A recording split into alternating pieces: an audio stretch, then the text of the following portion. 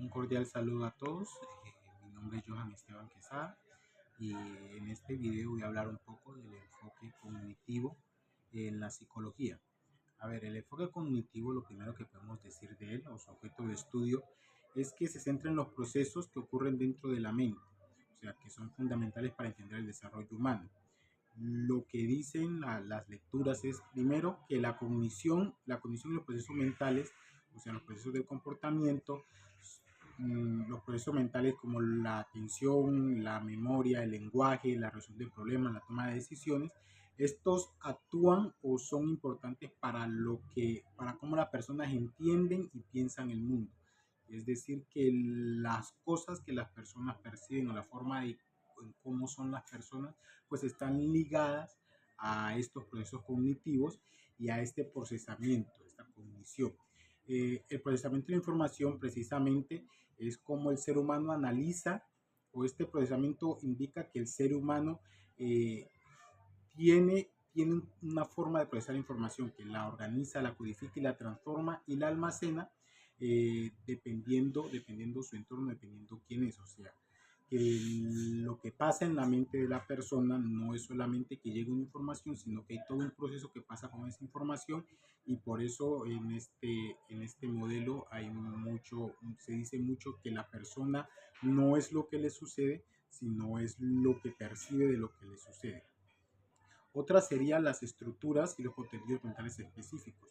En el ámbito clínico, por ejemplo, se estudia mucho lo que son las creencias y las actitudes, los sistemas de creencias, como las creencias irracionales. Por ejemplo, alguien que dice a mí nadie me quiere. Bueno, eso es un sistema de creencia que configura a la persona. O sea, que lo que nosotros creemos, las cosas que tenemos arraigadas, los sistemas disfuncionales, pues esto media entre los eventos y las emociones. O sea, como que entre los eventos y las emociones hay un proceso que son estos sistemas de creencia que actúan como una especie de filtro de realidad. Básicamente la persona, o podemos decir la frase popular, cada persona tiene un mundo, digámoslo así, o tiene su propia realidad. Bueno, esto aplica un poco con estas estructuras y contenidos mentales específicos. Los postulados y premisas importantes, por primer postulado que se coloca para esta teoría es la metáfora del ordenador, que dice que la mente funciona básicamente como un ordenador, un computador. ¿Qué pasa? Que dice que el cerebro, la estructura física, pues es el hardware, o sea, donde los procesos mentales, como la atención, la percepción, la memoria, son el software. Y que la información que entra, el input, es el input, o sea, lo que entra y cómo se procesa y la respuesta que se genera es el output. Entonces, uno de los postulados es que la mente funciona como si fuera una PC, un computador. Eh, Dice que el sujeto es activo, que el sujeto no es algo pasivo, sino que lo que es el sujeto, la forma en la que piensa, la forma en la que ve la vida, su sistema de creencias, pues construye activamente el conocimiento y la realidad. Dice que hay una mediación cognitiva, o sea, que no son los eventos, las cosas que directamente influyen en la persona sin más, sino que la persona tiene una especie de mediación. Quiere decir que si sucede algo, bueno, las personas van a, dependiendo cómo son ellos, las experiencias que han tenido, los procesos mentales, cómo estén, pues las personas van precisamente a codificar esa información y por eso un mismo evento puede afectar de manera diferente a dos personas. Y que el aprendizaje va más allá del condicionamiento. O sea, que el aprendizaje no solo es un mecanismo sin más, sino que se involucra aspectos como el pensamiento, las expectativas y los mapas cognitivos. Entonces, que la persona simplemente no es una esponja que absorbe sin más, sino que lo que hay en la conducta de la persona, los procesos como estén, asimismo harán que el aprendizaje sea algo más allá del condicionamiento. Los conceptos teóricos de este enfoque cognitivo. Pues primero dice que hay esquemas cognitivos, o sea que son estructuras mentales estables que organizan la experiencia de vida y guían la conducta.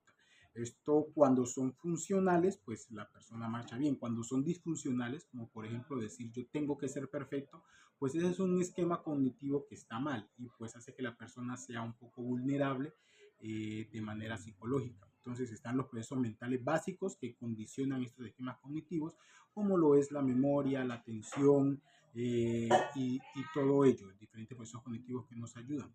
También están las creencias irracionales, dicen, o actitudes disfuncionales, que se enfocan en creencias sobre todo absolutistas o dogmáticas. Por ejemplo, yo debo de hacer esto, yo tengo que hacer esto, y esto es cuando se vuelve algo clínicamente inestable, digámoslo así, que la persona tiene que hacer eso.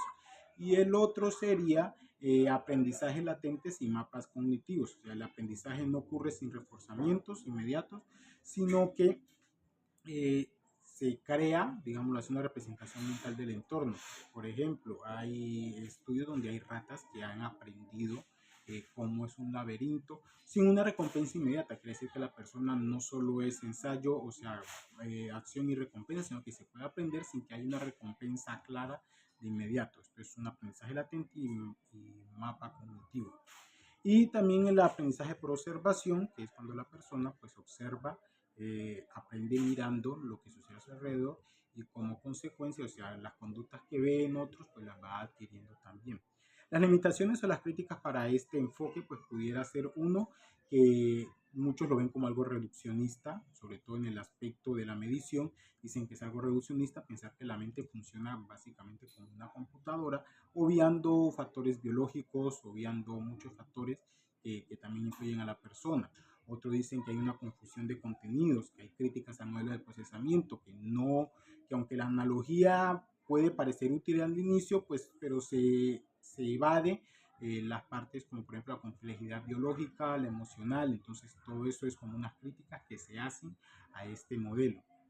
Y por último están las técnicas de intervención, que sería, por ejemplo, la reestructuración cognitiva, empezar a identificar y desafiar esas estructuras mentales, esos pensamientos absolutistas que dañan a la persona. Entonces, cuando empieza la persona con el yo debo, yo tengo, pues empezar a tratar eso. Se dice que si se trabaja eso, entonces el comportamiento de la persona cambiará. Si se trabaja esas cosas, el comportamiento de la persona cambiará. El desarrollo de las habilidades, la psicoeducación, enseñar a la persona sobre cómo funciona la mente, cómo autogestionarse. Pues todas estas son técnicas que se usan en este modelo para trabajar a los pacientes. Sobre todo lo que se usa mucho es entender, o desde el enfoque de eso es entender que si cambiamos la forma de pensar, digámoslo así, de la persona, pues también cambiaremos el comportamiento externo. Muchas gracias.